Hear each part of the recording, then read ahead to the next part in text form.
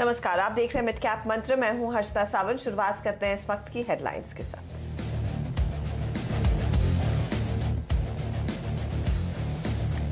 Facebook ने रिलायंस जियो में किया 43,574 करोड़ का निवेश का ऐलान।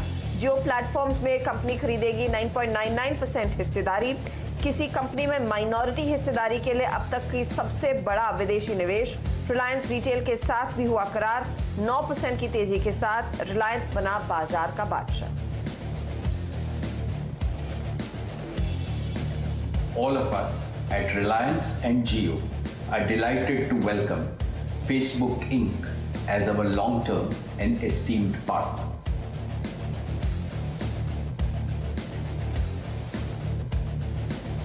डील के बाद जियो प्लेटफॉर्म्स का वैल्यूएशन होगा करीब 4.25 लाख करोड़ रुपए। मुकेश अंबानी बोले, करार से डिजिटल इंडिया का मिशन होगा पूरा। मार्क जकरबर्ग ने भी कहा, जियो के साथ मिलकर डिजिटल क्रांति को बढ़ाएंगे आगे।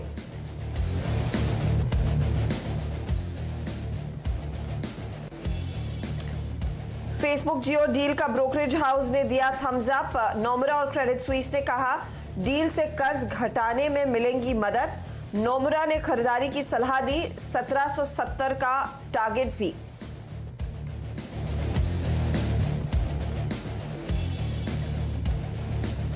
रिलायंस की तेजी से बाजार में भी लौटा जोश। निफ्टी निचले स्तरों से 170 पॉइंट तो निफ्टी बैंक में 500 अंकों से ज्यादा का सुधार। कोटक, एशियन पेंट, इंफोसिस ने भी बाजार को दिया सहारा। मारुति को मानेसर प्लांट में कामकाज शुरू करने की मिली मंजूरी। स्टॉक आज 3% चढ़ा। प्रोडक्शन शुरू होने की उम्मीद में हीरो मोटो आयशा में 3% की बढ़त। ऑटो एंसिलरी स्टॉक्स में भी दिखी रौनक। और एनआईआईटी ने अमेरिकी एडटेक कंपनी के साथ किया करार। शेयर इंट्राडे में 10% चढ़ा। एपटेक और नवनीत एजुकेशन, एस चांद में भी दिखी बढ़त। और आज के नए खिलाड़ियों में का दमदार प्रदर्शन। हेमंत ने गॉडफ्रे फिलिप्स सुझाया, 7% चढ़ा स्टॉक। तो नीरज का वी-गार्ड इंडस्ट्रीज इंट्राडे में 4% से ज्यादा दौड़ा।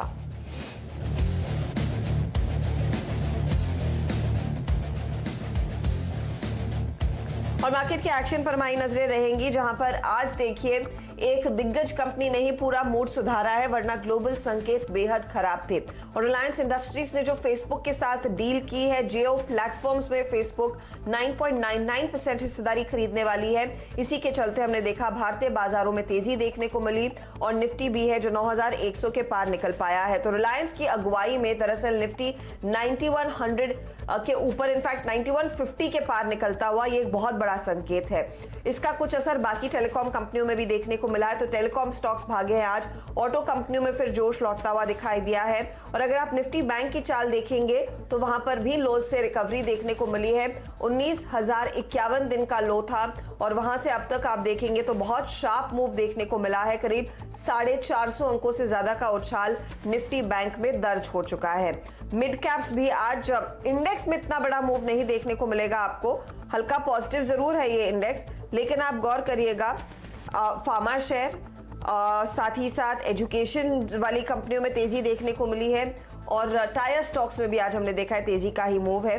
सरकारी बैंक थोड़े से नर्म दिख रहे थे आधे घंटे पहले, लेकिन ओवरऑल क्योंकि अब निफ्टी बैंक में भी चाल मजबूत होती हुई दिखाई दे रही है, तो वहां पर भी थोड़ी सी अब शॉर्ट कवरिंग देखने को मिल रही है। तो ये फिलहाल एक अपडेट आपके लिए मार्केट पर साफ निकल कर आ रहा है। कैबिनेट की आज बैठक हुई, प्रेस कॉन्फ्रेंस 3 बजे होने वाली है। वहां पर तमाम डिटेल्स आपके लेकर आएंगे कि क्या क्या डिस्कस हुआ है आज कैबिनेट की प्रेस कॉन्फ्रेंस में। चलिए अब पहले लेकिन एक इंडेक्स पर कॉल ले लेते हैं, फिर वरुण को जोड़ेंगे और आज की बड़ी स्टोरी रिलायंस इंडस्ट्रीज और रिलायंस कितना रीरेट होने वाला है इस पर भी डिटेल में बात करेंगे। दीपक मेहता को जोड़ेंगे, लेकिन पहले इंडेक्स का कॉल। गावा साहब गुड आफ्टरनून, बताइए 9159 के लेवल्स पर है निफ्टी, क्या तेजी का मूड है?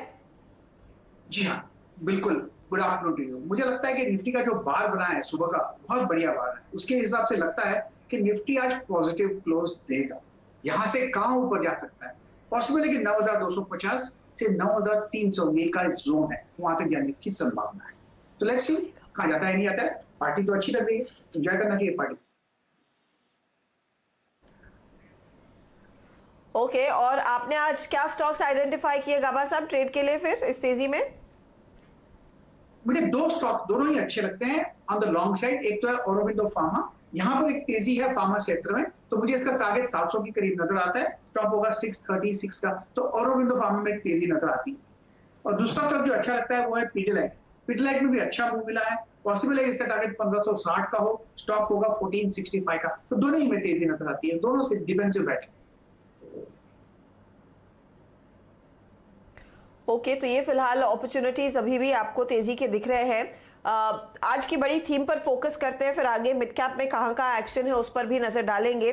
दरअसल आज जो बड़ी स्टोरी प्ले आउट हुई है और आज सुबह 6:30 बजे ही खुलासा हो चुका था कि फेसबुक रिलायंस के जियो प्लेटफॉर्म्स में बड़ा निवेश करेगी।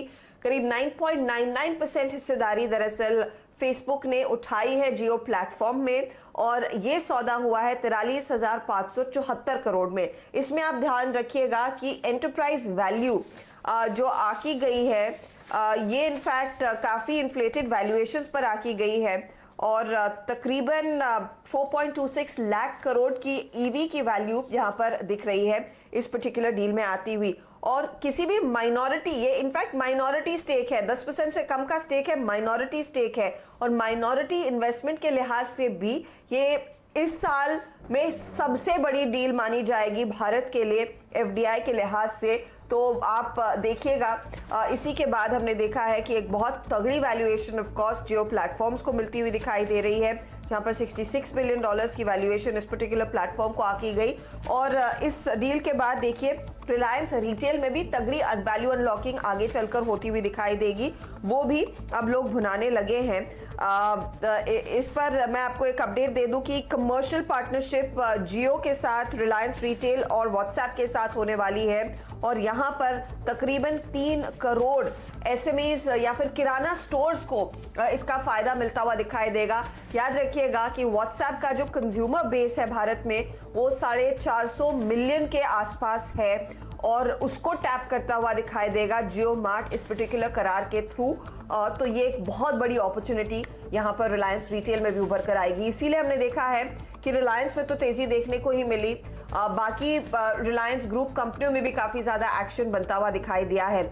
सुन लीजिए मुकेश अंबानी ने इस डील पर क्या कहा, और उसके बाद ब्रोकरेजेस इस डील को कैसे वैल्यू कर रहे हैं, स्टॉक पर क्या कॉल बन रहा है, उस पर चर्चा करेंगे। लेकिन पहले सुनिए मुकेश अंबानी का बयान। All of us at Reliance and Jio are delighted to welcome Facebook Inc. as our long-term and esteemed partner. At the core of our partnership is the commitment that Mark Zuckerberg, founder of Facebook, and I share for the all-around digital transformation of India and for serving all Indians. Together, our two companies will accelerate India's digital economy to empower you, to enable you, and to enrich you. Our partnership will be a great catalyst to make India the world's leading digital society.